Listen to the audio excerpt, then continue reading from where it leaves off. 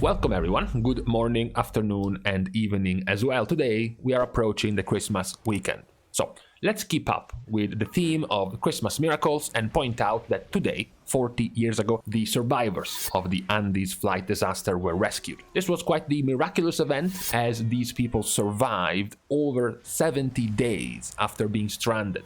Their plane crashed in the middle of nowhere, in the mountains, in winter, with nights going as low as minus 30 degrees Celsius, and they had to survive multiple problems, including, as if they weren't unlucky enough, an avalanche, which killed 8 more people, just because. And just to keep up with the holiday spirit, they had to survive, of course, by cannibalism. That said though, 72 days alive in those conditions, definitely a Christmas miracle. Now, talking about Christmas miracles, we have none of those today in World of Warcraft, but we have a few things still worth mentioning for today. So, let's go over, first of all, something we haven't touched yet. We only touched it briefly yesterday when we talked about the balance tuning of the dungeons, the nerfing, basically, of the dungeons in this new week. So, this new week is Tyrannical, Bursting and Grievous, with the awful seasonal affix of Thundering. Now, what can we take from this new week? Well, what we can start doing is taking stock of what happened last week, which is this thing right here.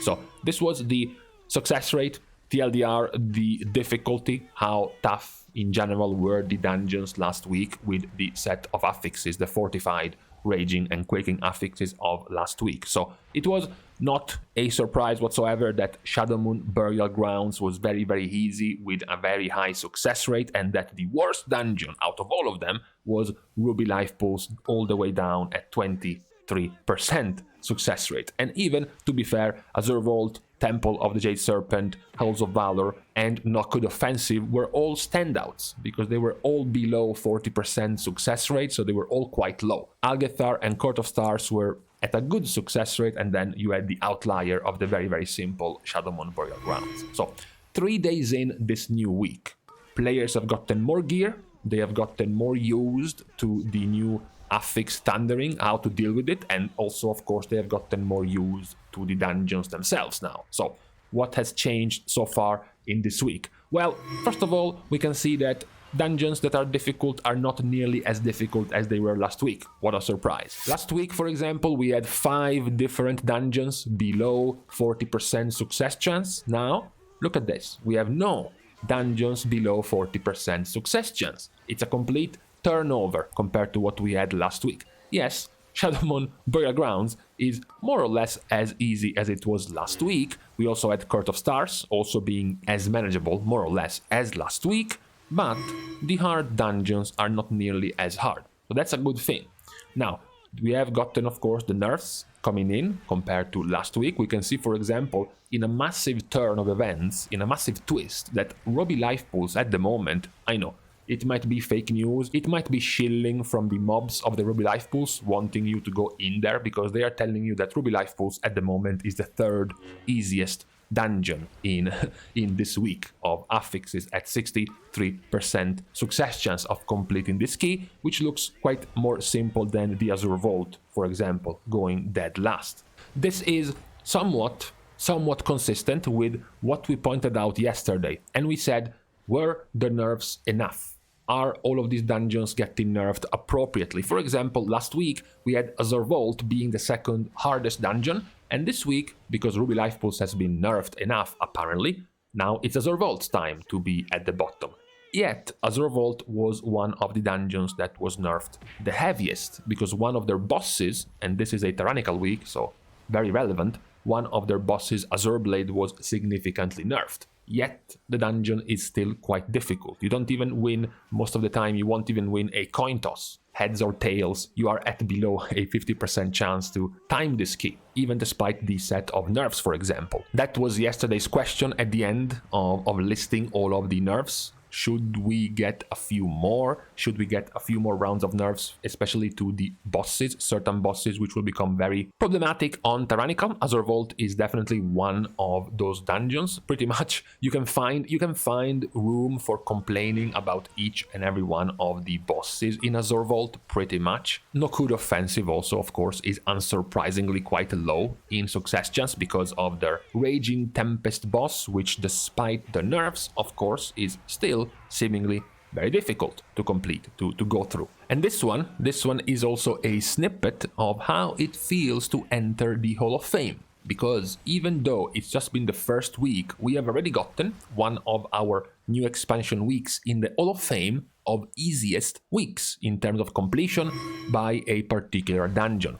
The dungeon, of course, I am referring to is Shadowmoon Burial Grounds, who is now the second ever easiest dungeon to complete at 96.99% success chance, only losing to Operation Mechagon Junkyard at 97.36% chance. But that has been clearly our only outlier so far. You can also see it in the overall couple of weeks we have had so far in Dragonflight, that in terms of difficulty so far, it looks like Tyrannical is winning at the moment, because Fortified is only considered the easier week, depending on the dungeons, in 2 of them. Only Shadowmoon Burial Grounds and Algetar Academy seem to be easier, at the very least so far, in Fortified, whereas all of the other dungeons at the moment have a higher success chance, a higher chance of timing the key on a Tyrannical week rather than a Fortified week. Now, of course, this is still very, very preliminary, because the first week you also had to deal, as we mentioned, with players actually learning the fights, learning the mechanics. You might have seen me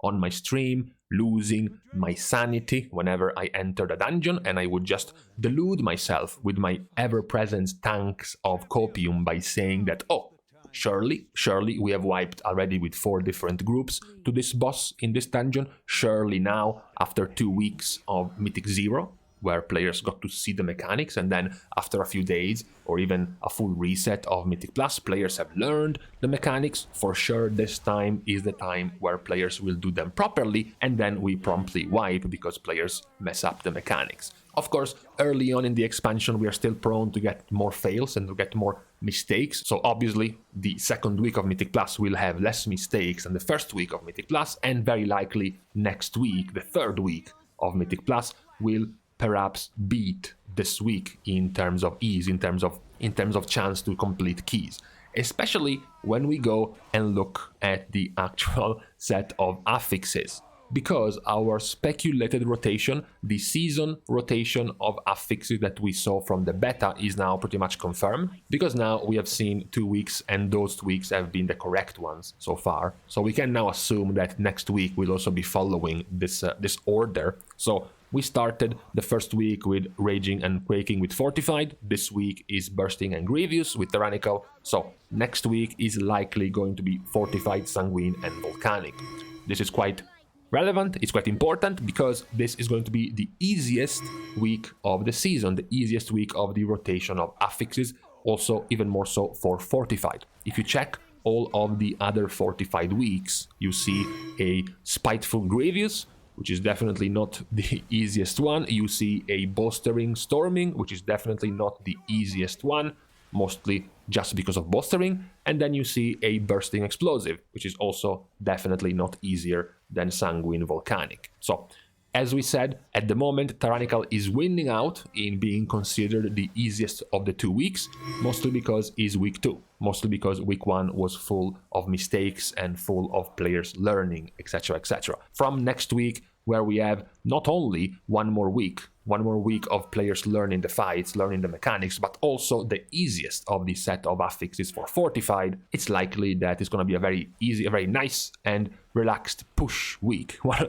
basically our first push week of the season, given how the affixes are way more manageable next week. So this is the situation so far with the dungeons. We can close this chapter on dungeons with my 50 cents, and my 50 cents are similar to the 51 cents of yesterday. Those cents were about the request to Blizzard to buff the difficulty of Shadowmoon Burial Grounds and slightly buff the difficulty of Court of Stars, as they are currently an outlier in being easier, but then also continue to nerf quite a few of the other dungeons. For example, I think Ruby Life Pools could do with another round of nerfs, especially to the first boss damage in that dungeon. I think that Temple of the Jade Serpents, the last big rooms with the Sha, I think the Sha mobs should get tuned down a little bit more, and I think the debuff, the ticking debuff of the last boss should be managed a little bit differently, as it's going to make it quite difficult to deal with this boss if you don't have another reliable dispel besides your healer. I also think that Algetar Academy, the 3 boss, is likely going to continue to be a problem. Halls of Valor also, I think that as we go higher in keys, things like Fenrir and his mechanics, plus the ticking dot of the brand of Odin, the last boss, where you have to find your matching mark in like 2 seconds before you get killed immediately by the damage of the brand. That is also something I think should get toned down a little bit more. And then Nokud Offensive, while 3 of the 4 bosses are not super problematic, I still think Raging Tempest's nerf of doing 15% less AoE damage is not quite enough. I think it needs another hand of nerfs. And then, not too sure what to say about Azure Vault. I think pretty much all bosses should probably be nerfed a little bit. One of them has gotten nerfed, good, 1 out of 4. Now we are missing the other 3. I think pretty much all 3 bosses should get toned down slightly for that dungeon. Now we can close this video with a couple of things mentioned by Blizzard on this reset, which we haven't mentioned yet, but I still think were worth pointing out, just for clarity, right? One is that Blizzard has fixed a couple of the cheeses done by players, a couple of the exploits done by players. It took a bit, it took some 3+ weeks for them to fix this, but number one, the Artisans Consortium cheese has been fixed. One of the cheeses we mentioned about being able to learn one profession, do the weekly with the Artisans Consortium to get the rep, unlearn the profession, learn a different profession to get the weekly for that profession, complete it for rep, unlearn the profession, and repeat this to every different profession every week to skyrocket your reputation level with the faction, so you can unlock the rewards much earlier than anyone else. Blizzard has fixed this. Now you can only complete 2 weeklies with this faction every week. So it doesn't matter if you just unlearn a profession every time, you can only stop yourself at 2 weeklies completed. That's one cheese fixed. The other cheese being fixed is the forever ongoing cheese of the transmutation of alchemy. This has gotten a significant amount of different ways to bypass this. The most recent cheese with this is to completely fill your bags, so that when you were trying to transmute something, you had no space in your bags to send the transmutation to, but the game would bug. You would get your transmuted material in your mail, but your transmutation would not go on cooldown. So you could continue to transmute and keep sending your transmutations in the mail while not incurring in the cooldown of the transmutation. This is also getting fixed in this weekly reset, so that's also not going to be possible anymore. As I said, it took them several weeks to fix these problems, so whoever was able to gain advantage from these exploits already did, so this is not really going to change too much, but better late than never, I guess.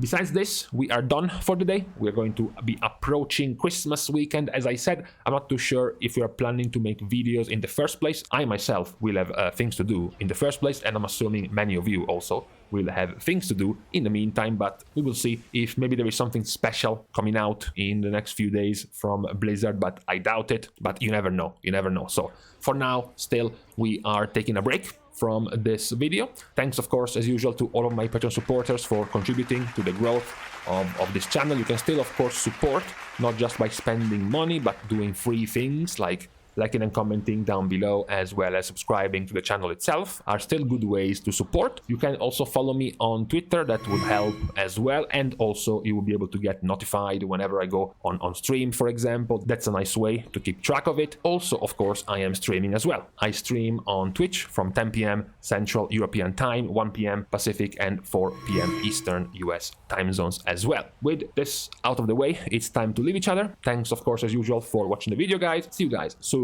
and in the meantime, it's not too late to start thinking about Christmas presents, right? After all, it's just 2 days away. I have plenty of time, I'm sure.